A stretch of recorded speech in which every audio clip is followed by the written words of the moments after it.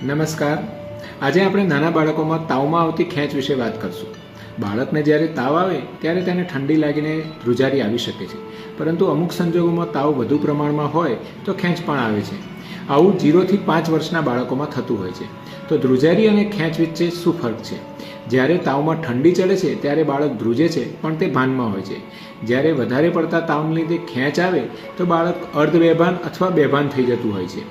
તો તેનું શરીર કડક થઈ જતું હોય છે, હાથ પગ ખેંચાય છે, આંખ ઉપર ચડી જાય છે, મોઢામાં ફીણ આવે છે. આવું થાય ત્યારે બિલકુલ ગભરાવું નહીં. સૌથી પહેલાં બાળકને સપાટ સુરક્ષિત જગ્યા પર એક પડખે સુવડાવવું. જીભ કચડાઈ જવાની બીકે બાળકના મોઢામાં જબરજસ્તીથી આંગળી કે ચમચી જેવું કંઈ નાખવું નહીં. જો જીભ કચડાશે તો પણ તેને જાતે જ રૂજ આવી જશે.